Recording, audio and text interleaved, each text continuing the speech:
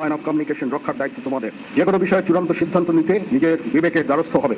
এই জরুরি অবস্থাটা জারির একটা চেষ্টা চলে আসছে। গতকালকের একটা খবর আপনারা অনেকেই মানুষ সেনা প্রধানের বক্তব্য বা সেনা বাহিনীর পক্ষ থেকে যে সংবাদ সম্মেলনগুলো সেই জায়গা থেকে বেশ খানিকটা আশ্বস্ত হয়েছিলেন যারা সেনা প্রধান আপনাকে বলছি দেশটাকে বাঁচান। একটা বছর হয়ে গেছে তারপরেও সামাজিক বিশৃঙ্খলা বন্ধ হচ্ছে না। যে ভিডিওগুলো দেখেছেন তার বিশেষ অংশগুলো মাত্র দেখেছেন, পুরো ভিডিওটা সামনে রয়েছে, একটু ধৈর্য ধরুন, অপেক্ষা করুন, সম্পূর্ণ ভিডিওটা আপনাদের সাথে শেয়ার করব। প্রিয় দর্শক শ্রোতা, তার আগে এই স্ক্রিনশটগুলো দেখেন।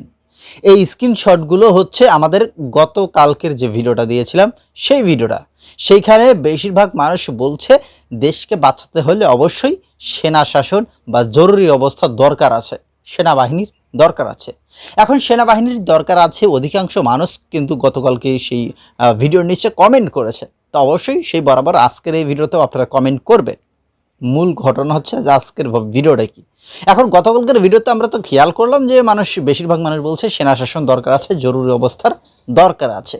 কিন্তু এখন আজকে যে ভিডিওটা আপনাদের সাথে শেয়ার করতে যাচ্ছি এটা আরও চাঞ্চল্যকর এবং অবাক করার মতো তথ্য, যে সেনাপ্রধান জেনারেল ওয়াকারের মধ্যেই ভেজাল আছে, তার কারণেই নাকি দেশের আজকে এই অবস্থা। দর্শক শ্রোতা, মূল ভিডিওটা না দেখলে বুঝবেন না। চলেন, কথার বেশি বাড়াতে চাই না, আপনাদের সাথে সেই ঘটনাটা একটু শেয়ার করব যে আসলে কি সেনাবাহিনীর কারণে দেশের 12টা বাজতে যাচ্ছে, দেশের পরিস্থিতি খারাপের দিকে যাচ্ছে, নাকি অবশ্যই বা সেনাবাহিনী আমাদের জন্য দরকার আছে। চলেন আগে মূল ভিডিও থেকে এরপরে বিষয় নিয়ে আমরা আলোচনা করব। ভায়োলেন্স নয়, কোনো ধরনের মব ভায়োলেন্স আর টলারেট করা হবে না। শুধু সেনাপ্রধান তার বক্তব্যই নয়, সেনাবাহিনীর পক্ষ থেকেও পরবর্তীতে বেশ কয়েকটি প্রেস ব্রিফিং করা হয়েছে, সেগুলোতেও মব ভায়োলেন্সের বিরুদ্ধে স্পষ্ট কথা উচ্চারণ করা হয়েছে। মানুষ সেনাপ্রধানের বক্তব্য বা সেনাবাহিনীর পক্ষ থেকে যে সংবাদ সম্মেলনগুলো সেই জায়গা থেকে বেশ খানিকটা আশ্বস্ত হয়েছিলেন যারা তুমুল আতঙ্কের মধ্যে দিন রাত কাটাচ্ছিলেন। কিন্তু সাধারণ মানুষ তাদের সেই সংখ্যা থেকে এখনো বের হতে পারেননি। মব ভায়োলেন্স এখনো চলছে, হয়তো কিছুটা কমেছে, কিন্তু মানুষের আশ্বস্ত হওয়ার মতন জায়গায় মানুষ এখনো পৌঁছাতে পারেনি। কেন পারছেন না সেনাপ্রধান বা সেনাবাহিনী? সেনাপ্রধানকে কাজ করতে দেওয়া হচ্ছে না, নাকি কোথাও তার বিশেষ দুর্বলতা রয়েছে? মানুষ সেনাবাহিনীর উপরে এখনো পর্যন্ত আস্থা রাখছে। আমি এখনো সেই কথাটি বলবো, হয়তো সেই আস্থার জায়গাটিতে কিছুটা চিপ ধরতে শুরু করেছে। সেনাপ্রধানের বক্তব্যের পরে আমরা দেখলাম যে নারায়ণগঞ্জে বিচারালয়ের মধ্যে সাবেক সংসদ সদস্য মমতাজের উপরে মবের আক্রমণ হলো। খুলনাতে আওয়ামী লীগ নেতা বেগ লিয়াকত আলীর উপরে আক্রমণ করা হলো।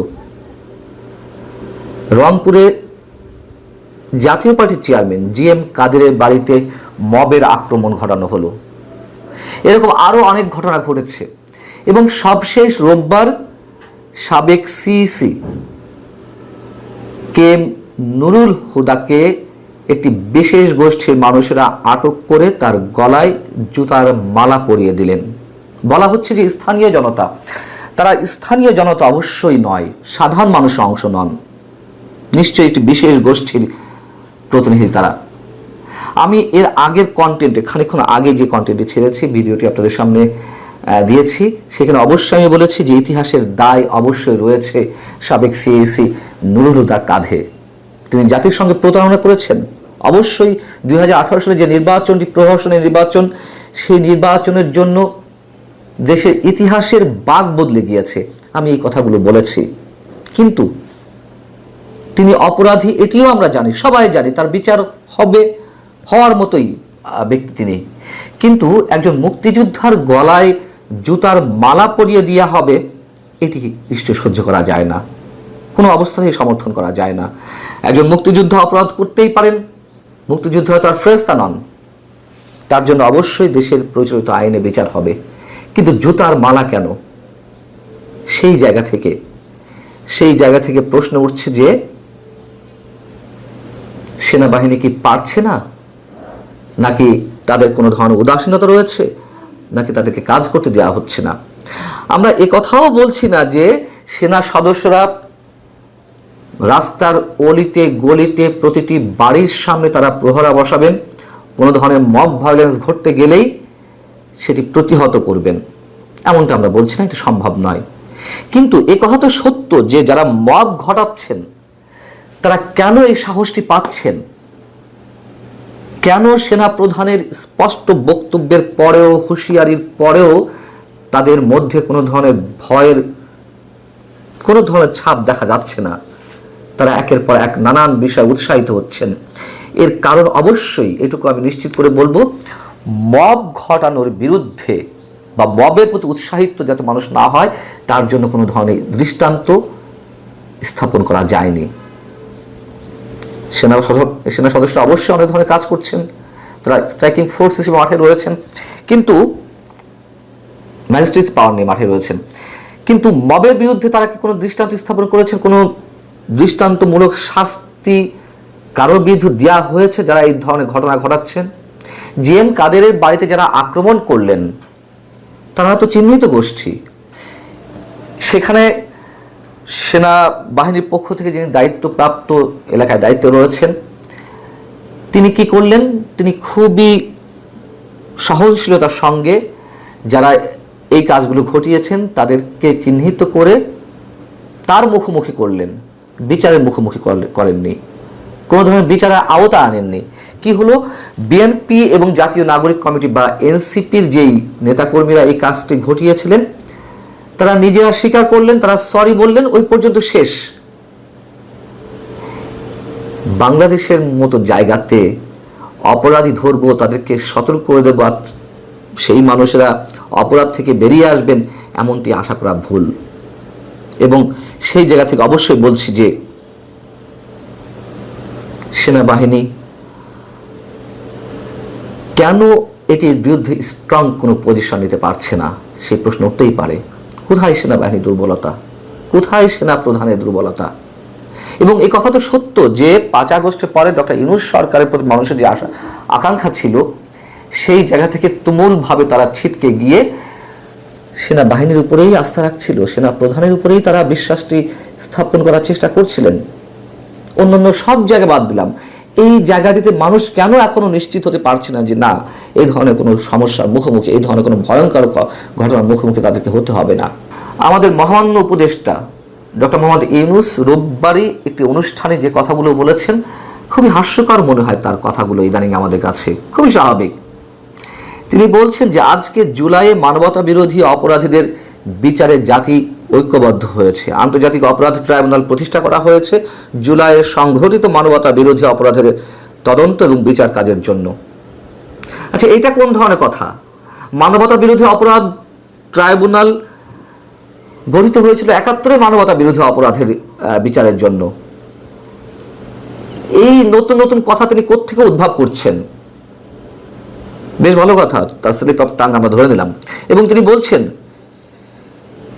এই একটি বিচার মানুষ দেখতে চায় এবং আজকে আমাদের জন্য একটি ঐতিহাসিক মুহূর্ত, কারণ আমরা সামনে জুলাই অভ্যুত্থানের 1 বছর উদযাপন করব।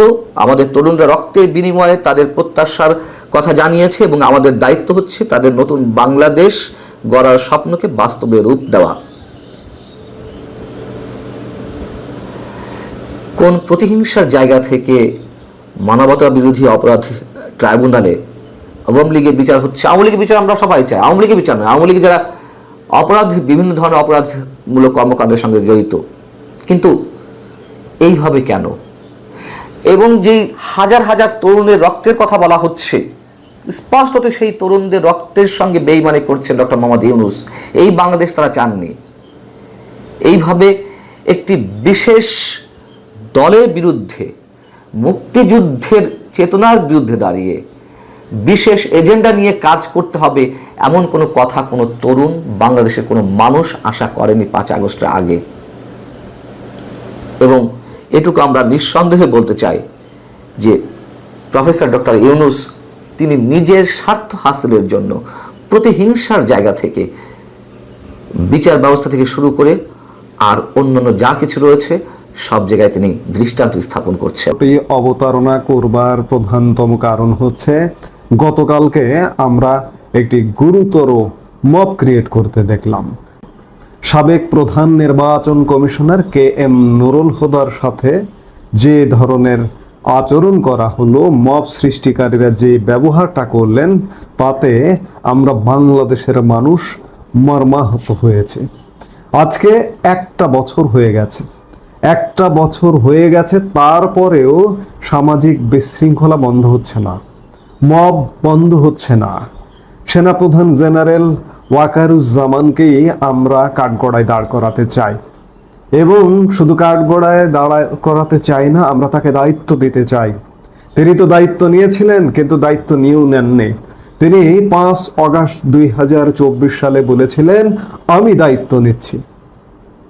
এরপরেও বিভিন্ন বক্তব্যে বিভিন্ন সময়ে সেনাবাহিনীর পক্ষ থেকে বলা হয়েছে কোনো প্রকার মব বরদাস্ত করা হবে না। কিন্তু গতকালকে দেখলাম আমরা একজন সাংবিধানিক পদধারী, সাংবিধানিক পদে দায়িত্ব পালনকারী প্রধান নির্বাচন commissioner K M Nurul Huda শুধুমাত্র একজন সাবেক সচিব নন, একজন সাবেক প্রধান নির্বাচন কমিশনার নন, তিনি বাংলাদেশের মহান স্বাধীনতা যুদ্ধের একজন অকুতোভয় বীর যোদ্ধা। তিনি আমাদের 9 নম্বর সেক্টরের সাব সেক্টর কমান্ডার হিসেবে দায়িত্ব পালন করেছিলেন, এবং মুক্তিযুদ্ধ কালে তিনি ক্যাপ্টেন হুদা নামেও পরিচিত। সেই মানুষটি, আমি সবকিছু বাদ দিলাম, তিনি একজন সাবেক সচিব, সাবেক প্রধান নির্বাচন কমিশনার, একজন বীর মুক্তিযোদ্ধা, তিনি একজন সিনিয়র সিটিজেন। সম্ভবত তার বয়স এখন 77 বছর। এই বয়সের একজন নাগরিকের সাথে গতকালকে যে আচরণটা করা হলো কিছু বস্তিবাসী, তাতে সেনাপ্রধান জেনারেল ওয়াকার তিনি গতকালকে একটা বক্তব্য রেখেছেন, এবং সেই বক্তব্যের মাঝে আমরা একটা কথা শুনতে পেয়েছি, সকলকে প্রস্তুত থাকতে হবে। অবশ্যই আমরা প্রস্তুত আছি। গতকালকে আমরা দেখলাম সিআইসির সাবেক তিনি গ্রেফতার হয়েছে নুরুল হুদা। তো তার সাথে যেটা আচরণ করা হয়েছে, এই আচরণ অনেকে মানতে পারছে না যে তার মতো ব্যক্তির সাথে এই আচরণটা করা ঠিক হয় নাই। তো অনেকেই সেনাপ্রধানের পক্ষে যাচ্ছে, আবার অনেকেই বিপক্ষে যাচ্ছে। কেউ বলছে যে সেনাবাহিনীর অবশ্যই দরকার আছে, সেনা শাসনের দরকার আছে, আবার অনেক মানুষ বলছে যে না, এই সেনাপ্রধান জেনারেল ওয়াকার, তাকে দিয়ে কিছুই হবে না, এই ব্যক্তি শুধুমাত্র ভয় ভীতু নিয়েই থাকে, তাকে দিয়ে কোনো কিচ্ছু হবে না। আজকে তার কারণেই বাংলাদেশ এই অশান্তির দিকে যাচ্ছে। প্রিয় দর্শক শ্রোতা, আজকের এই ভিডিওটা দেখার পর আপনাদের কাছে অনুরোধ করবো যে আপনাদের কি মনে হচ্ছে, যারা কমেন্ট করবেন অবশ্যই আগামীকালকে আপনাদের কমেন্টগুলো নিয়ে একটু আলোচনা করব, এবং সেই কমেন্টগুলো তুলে ধরার চেষ্টা করব যে আপনারা কে কী বলছেন এবং কার কি মতামত। ধন্যবাদ সকলকে, দেখা হচ্ছে আগামীকালকে।